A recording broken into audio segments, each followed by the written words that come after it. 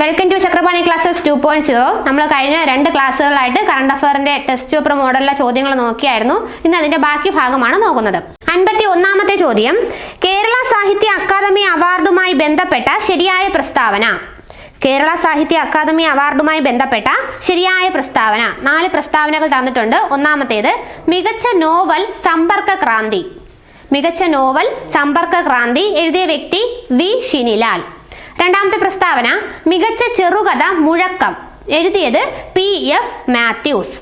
മൂന്നാമത്തെ പ്രസ്താവന, മികച്ച കവിത കടലാസ് വിദ്യ എഴുതിയത് NG ഉണ്ണികൃഷ്ണൻ.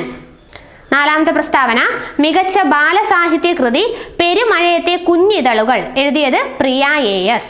അപ്പൊ ഇതിൽ കേരള സാഹിത്യ അക്കാദമി അവാർഡുമായി ബന്ധപ്പെട്ട ശരിയായ പ്രസ്താവന ഏത് എന്നാണ് ചോദ്യം. ഓപ്ഷൻ തന്നിട്ടുണ്ട്. Option A 2, 3, 4, option B 1, 4, option C 1, 2, 3, 4, option D 1, 2, 3. Kerala സാഹിത്യ അക്കാദമി അവാർഡുമായി ബന്ധപ്പെട്ട ശരിയായ പ്രസ്താവന. ഉത്തരം ഓപ്ഷൻ D ആണ്. 1, 2, 3 പ്രസ്താവനകളാണ് ശരിയായിട്ടുള്ളത്. 1, 2, 3 2022 കേരള സാഹിത്യ അക്കാദമി അവാർഡുമായി ബന്ധപ്പെട്ട പ്രസ്താവനകളിൽ 1, 2, 3 പ്രസ്താവനകളാണ് ശരി. ഒന്നുകൂടി നോക്കാം. മികച്ച നോവൽ സമ്പർക്ക ക്രാന്തി, അത് എഴുതിയ വ്യക്തി വി ഷിനിലാൽ, ശരിയാണ്. രണ്ടാമത്തെ പ്രസ്താവന, മികച്ച ചെറുകഥ മുഴക്കമാണ് എഴുതിയത് PF മാത്യൂസ്, അതും ശരിയാണ്. മികച്ച കവിത കടലാസ് വിദ്യ NG ഉണ്ണികൃഷ്ണൻ എഴുതിയതാണ്, അതും ശരിയാണ്. ഇത് തെറ്റിച്ച് തന്നിരുന്നത് 4ാമത്തെ പ്രസ്താവനയായിരുന്നു. മികച്ച ബാലസാഹിത്യ കൃതിക്കുള്ള അവാർഡ് കിട്ടിയത് ചക്കര മാമ്പഴം എന്ന് പറയുന്ന കൃതിക്കാണ്. എഴുതിയ വ്യക്തിയാണ് ഡോക്ടർ K ശ്രീകുമാർ. അപ്പോൾ 2022 കേരള സാഹിത്യ അക്കാദമി അവാർഡിൽ മികച്ച ബാലസാഹിത്യ കൃതി എന്ന് പറയുന്നത് ചക്കര മാമ്പഴമാണ്. എഴുതിയ വ്യക്തി ഡോക്ടർ K ശ്രീകുമാർ. അപ്പോൾ ഇതായിരുന്നു ഇന്നത്തെ ആദ്യ ചോദ്യം എന്ന് പറയുന്നത്. അടുത്ത 52ാമത്തെ ചോദ്യം, കേരളത്തിൽ ആദ്യമായി കാലിഗ്രാഫി ഫെസ്റ്റിന് വേദിയായ നഗരം ഏതാണ്? കേരളത്തിൽ ആദ്യമായി കാലിഗ്രാഫി ഫെസ്റ്റിന് വേദിയായ നഗരം ഏതാണ്? Option A Thiruvananthapuram, option B Kochi, option C Ernakulam, option D Kozhikode. ഉത്തരം ഓപ്ഷൻ B കൊച്ചിയാണ്. കേരളത്തിൽ ആദ്യമായി കാലിഗ്രാഫി ഫെസ്റ്റിന് വേദിയായ നഗരം എന്ന് പറയുന്നത് കൊച്ചി. 53ാമത്തെ ചോദ്യം, തെറ്റായ ജോഡി കണ്ടെത്തുക. 2023 കർഷക പുരസ്കാരങ്ങളാണ് തന്നിട്ടുള്ളത്. ഇതിൽ തെറ്റായ ജോഡി ഏതെന്നാണ് ചോദ്യം. 1 കർഷകോത്തമ പുരസ്കാരം റോയിമോൻ. കർഷകോത്തമ പുരസ്കാരം ലഭിച്ചത് റോയിമോൻ. 2 കർഷക തിലകം ലഭിച്ചത് വി സിന്ധുലേഖ. കർഷക തിലകം വി സിന്ധുലേഖ. 3 കേരകേസരി എന്ന അവാർഡ് ലഭിച്ചത് P രഘുവരൻ. 4 മികച്ച ജൈവ കർഷകനുള്ള അവാർഡ് ലഭിച്ചത് KT ഫ്രാൻസിസ്. അപ്പൊ ഇതില് തെറ്റായ ജോഡി ഏതെന്നാണ് കണ്ടെത്തേണ്ടത്. ഉത്തരം ഓപ്ഷൻ C 3 മാത്രം. 3ാമത്തെ പ്രസ്താവന മാത്രമാണ് ഇതിൽ തെറ്റിച്ച് തന്നിട്ടുള്ളത്. കേരകേസരി ലഭിച്ച വ്യക്തി P രഘുവരൻ എന്നാണ് തന്നിരിക്കുന്നത്. തെറ്റാണ്. കേരകേസരി അവാർഡ് ലഭിച്ച വ്യക്തിയാണ് P രഘുനാഥനാണ് കേരകേസരി അവാർഡ് ലഭിച്ചത്. ബാക്കിയുള്ള അവാർഡുകളെല്ലാം ശരിയാണ്. കർഷകോത്തമ പുരസ്കാരം ലഭിച്ചത് റോയിമോൻ, കർഷക തിലകം ലഭിച്ചത് വി സിന്ധുലേഖ, കേരകേസരി ലഭിച്ചത് P രഘുനാഥൻ, മികച്ച ജൈവ കർഷകനുള്ള അവാർഡ് ലഭിച്ചത് KT ഫ്രാൻസിസ്. അടുത്ത 54ാമത്തെ ചോദ്യം, ദേശീയ ഹരിത ട്രൈബ്യൂണൽ ചെയർമാൻ ആര്? ദേശീയ ഹരിത ട്രൈബ്യൂണൽ ചെയർമാൻ ആര്? Option A justice Prakash Srivastava, option B Khanwilkar, option C Hiralal Samariya, option D Rajeev Chandrasekhar. ഉത്തരം option A justice Prakash Srivastava. ദേശീയ ഹരിത ട്രൈബ്യൂണലിന്റെ ചെയർമാൻ എന്ന് പറയുന്നത് ജസ്റ്റിസ് പ്രകാശ് ശ്രീവാസ്തവയാണ്. എന്നാൽ ഓപ്ഷൻ B ഖാൻ വിൽക്കർ ഉണ്ട്. ആരാണ് ഖാൻ വിൽക്കർ? നിലവിലെ ലോക്പാലാണ് ഖാൻ വിൽക്കർ എന്ന് പറയുന്നത്. ലോക്പാലിന്റെ നിലവിലെ ചെയർമാനാണ് ഖാൻ വിൽക്കർ. ഇനി ഓപ്ഷൻ C ഹീരാലാൽ സമരിയ നിലവിലെ ദേശീയ വിവരാവകാശ കമ്മീഷണറാണ്. മുഖ്യ വിവരാവകാശ കമ്മീഷണറാണ് ഹീരാലാൽ സമരിയ എന്ന് പറയുന്നത്. 55ാമത്തെ ചോദ്യം, വീരാംഗന ടൈഗർ റിസർവ് നിലവിൽ വരുന്ന സംസ്ഥാനം. വീരാംഗന ടൈഗർ റിസർവ് നിലവിൽ വരുന്ന സംസ്ഥാനം.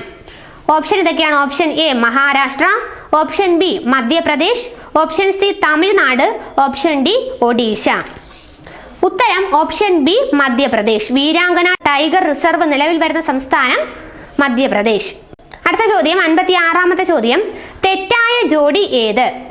തെറ്റായ ജോഡി ഏത്? കുറച്ച് കൃതികളാണ് തന്നിട്ടുള്ളത്. അതിൽ തെറ്റായ ജോഡി ഏതെന്നാണ് കണ്ടെത്തേണ്ടത്. ഒന്നാമത്തേത് അരുൾ. അരുൾ എന്ന നോവൽ എഴുതിയത് CV ബാലകൃഷ്ണൻ. അരുൾ CV ബാലകൃഷ്ണൻ.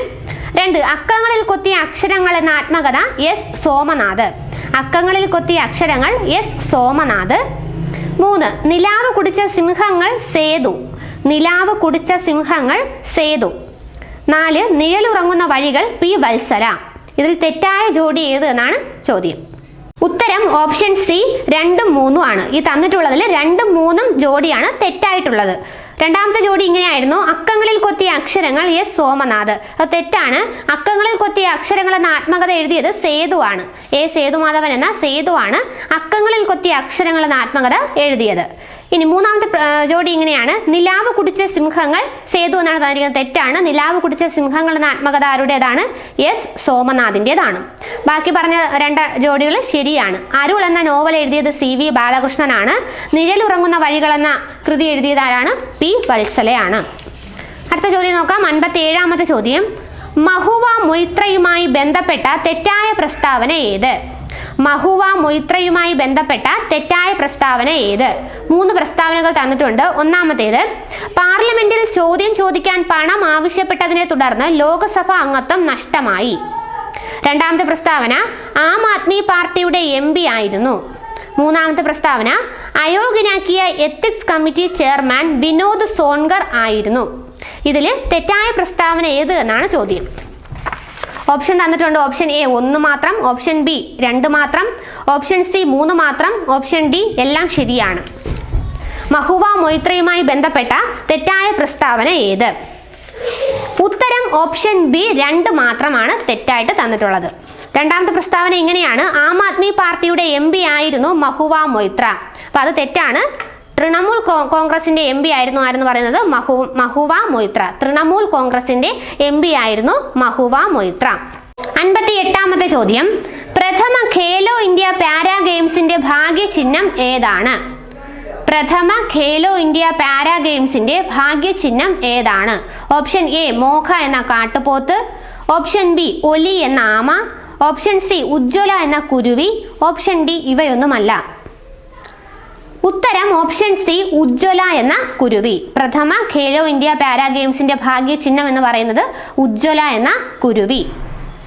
എന്നാൽ 2023 ഖേലോ ഇന്ത്യ യൂത്ത് ഗെയിംസ് കിരീടം നേടിയത് ആരാണ്? മഹാരാഷ്ട്രയാണ്. 2023 ഖേലോ ഇന്ത്യ യൂത്ത് ഗെയിംസ് കിരീടം നേടിയത് മഹാരാഷ്ട്രയാണ്. വേദി എന്ന് പറയുന്നത് തമിഴ്നാടായിരുന്നു.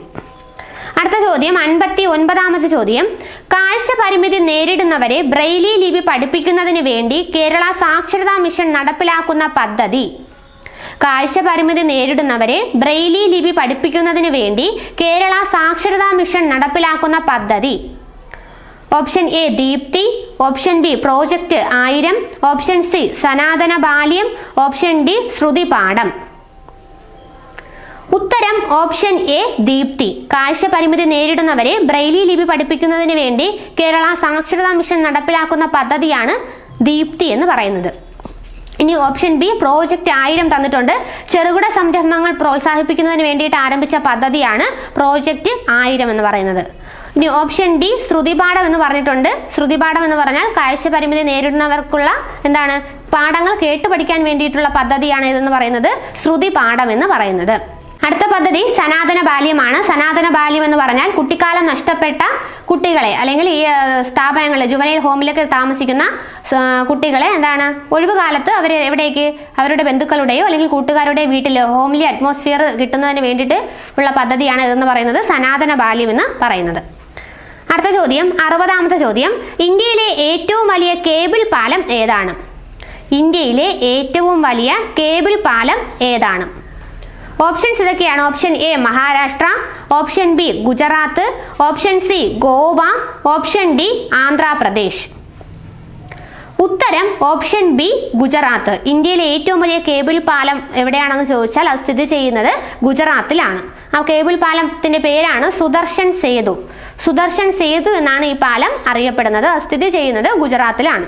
61ാമത്തെ ചോദ്യം: ഏത് സഭയുടെ പരമാധ്യക്ഷനായിട്ടാണ് മാർ റാഫേൽ തട്ടിൽ നിയമിതനായത്? ഏത് സഭയുടെ പരമാധ്യക്ഷനായിട്ടാണ് മാർ റാഫേൽ തട്ടിൽ നിയമിതനായത്? ഓപ്ഷൻ എ മലങ്കര സിറിയൻ കത്തോലിക്ക സഭ, ഓപ്ഷൻ ബി സീറോ മലബാർ സഭ, option C Malankara Marthoma Syrian സഭ, option D Church of South India. ഉത്തരം ഓപ്ഷൻ ബി സീറോ മലബാർ സഭ. സീറോ മലബാർ സഭയുടെ പരമാധ്യക്ഷനാണ് മാർ റാഫേൽ തട്ടിൽ എന്ന് പറയുന്നത്. 62ാമത്തെ ചോദ്യം, 2024 പത്മപ്രഭ പുരസ്കാരം ലഭിച്ചതാർക്ക്? 2024 പത്മപ്രഭ പുരസ്കാരം ലഭിച്ചതാർക്ക്?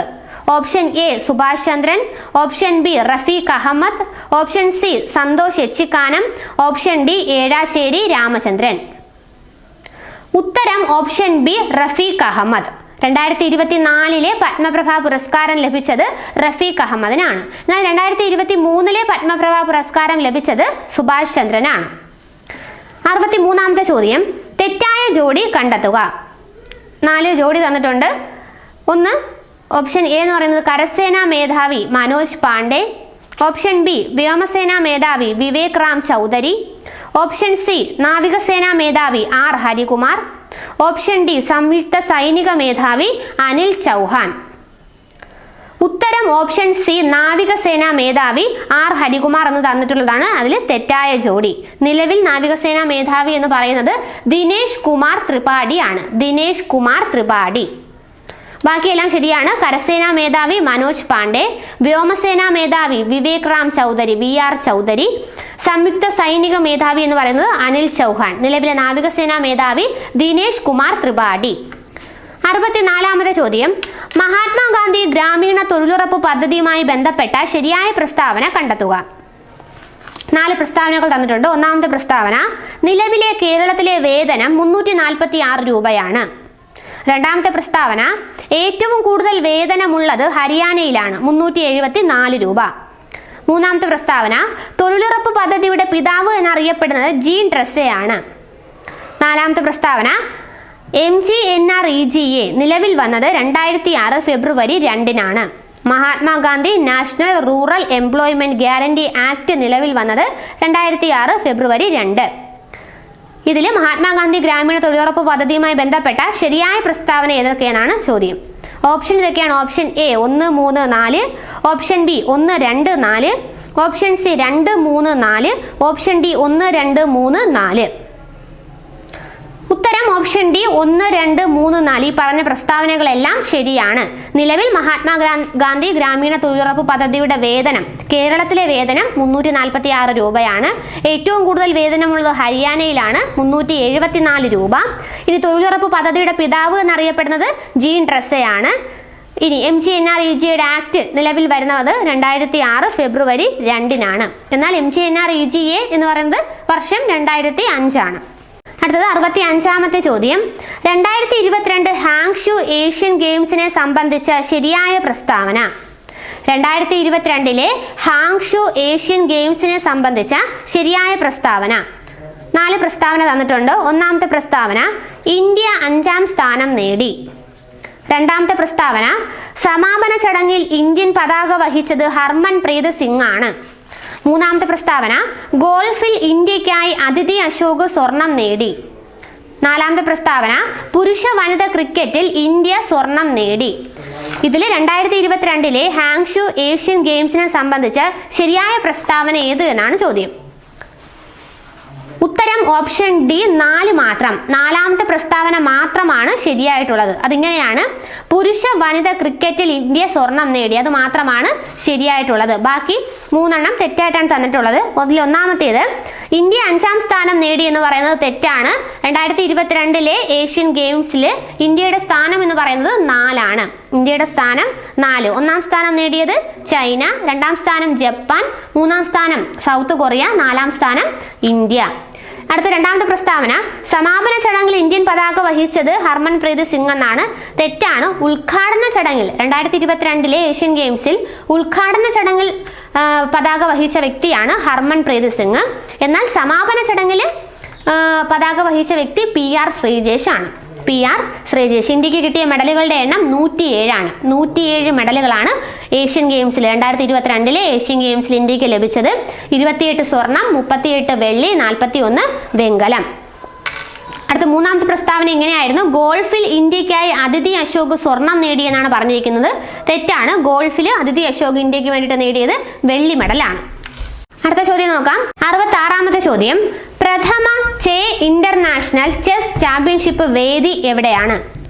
പ്രഥമ ചെ ഇന്റർനാഷണൽ ചെസ് ചാമ്പ്യൻഷിപ്പ് വേദി എവിടെയാണ്? Option A Thiruvananthapuram, option B Kollam, option C Thrissur, option D Kannur. ഉത്തരം ഓപ്ഷൻ എ തിരുവനന്തപുരം. പ്രഥമ ചെ ഇന്റർനാഷണൽ ചെസ് ചാമ്പ്യൻഷിപ്പ് വേദി എന്ന് പറയുന്നത് തിരുവനന്തപുരമാണ്. 67ാമത്തെ ചോദ്യം: 2024 വനിതാ പ്രീമിയർ ലീഗിൽ മിന്നുമണിയെ തിരഞ്ഞെടുത്ത ടീം ഏത്? 2024 വനിതാ പ്രീമിയർ ലീഗിൽ മിന്നുമണിയെ തിരഞ്ഞെടുത്ത ടീം ഏത്?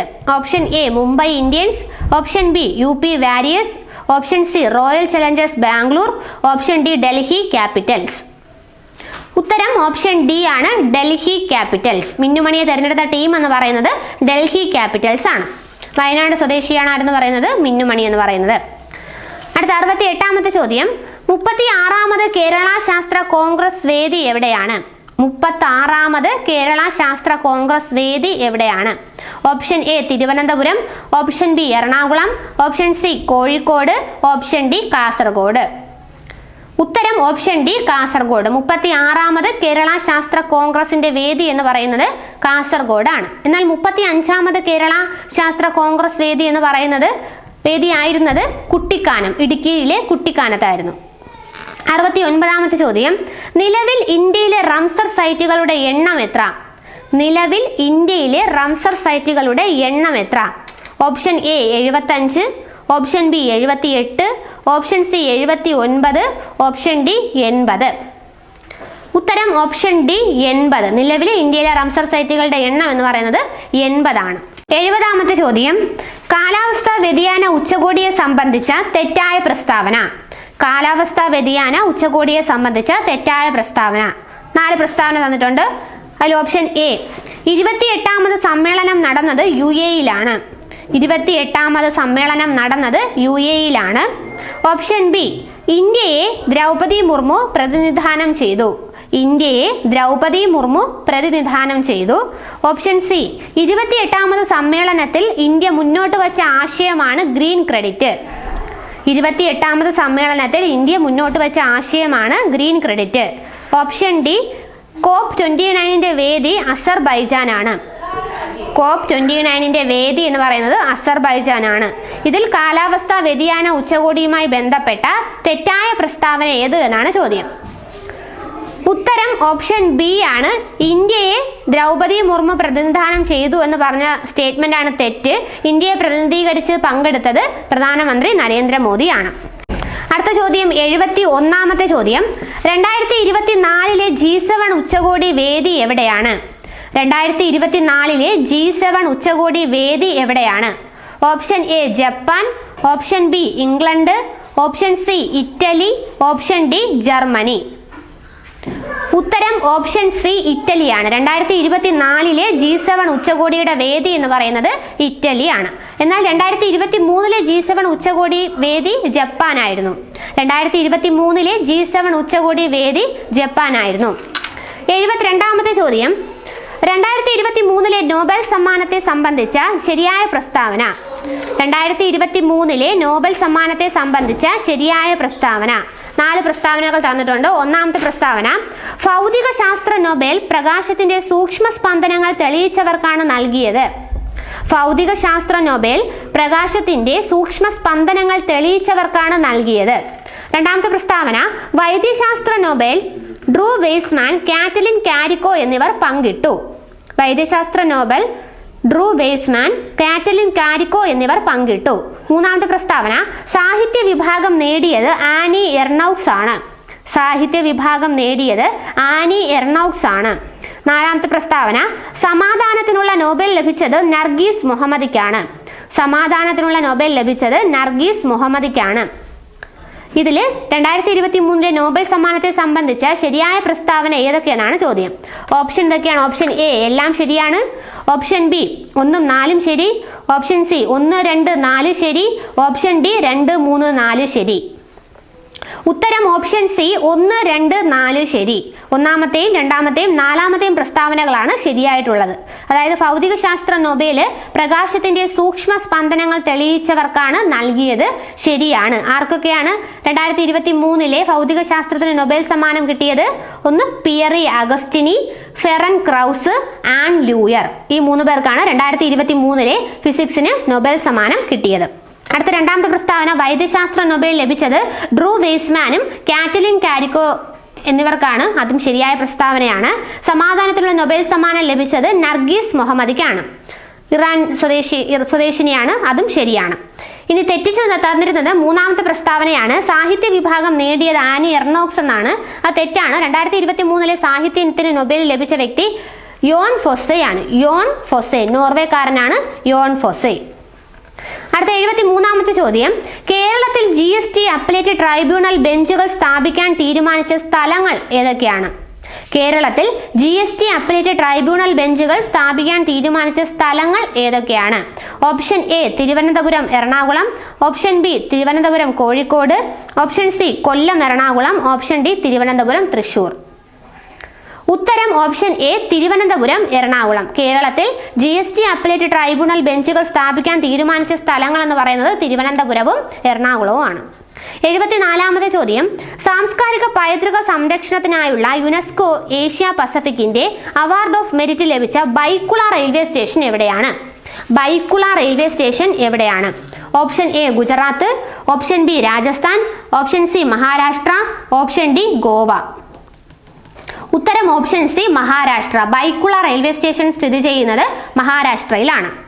75ാമത്തെ ചോദ്യം, 2023 സ്വിസ് സ്ഥാപനമായ IQ എയർ പുറത്തിറക്കിയ വായു മലിനീകരണ റിപ്പോർട്ട് പ്രകാരം ഏറ്റവും മലിനമായ രാജ്യം ഏത്? 2023 സ്വിസ് സ്ഥാപനമായ IQ എയർ പുറത്തിറക്കിയ വായു മലിനീകരണ റിപ്പോർട്ട് പ്രകാരം ഏറ്റവും മലിനമായ രാജ്യം ഏത്? Option A Chad. Option B Pakistan. Option C Afghanistan. Option D Bangladesh. ഉത്തരം ഓപ്ഷൻ ഡി ബംഗ്ലാദേശ്. സ്വിറ്റ്സർലൻഡ് ആസ്ഥാനമായിട്ട് പ്രവർത്തിക്കുന്ന IQ എയർ എന്ന സ്ഥാപനം പുറത്തിറക്കിയ വായു മലിനീകരണ റിപ്പോർട്ട് പ്രകാരം ഏറ്റവും മലിനമായ രാജ്യം, ഏറ്റവും കൂടുതൽ വായു മലിനീകരണമുള്ള രാജ്യം എന്ന് പറയുന്നത് ഉത്തരം എന്താണ്? ബംഗ്ലാദേശാണ്. നമ്മൾ 25 കറണ്ട് അഫയറിന്റെ ക്വസ്റ്റ്യൻ ആണ് ഇന്ന് ടെസ്റ്റ് പേപ്പറായിട്ട് നോക്കിയത്. എല്ലാവരും എന്താണ് ടെസ്റ്റ് പേപ്പറായിട്ട് എഴുതിയിട്ടുണ്ടെങ്കിൽ മാർക്ക് കമന്റ് ചെയ്യാനായിട്ട് ശ്രദ്ധിക്കുക.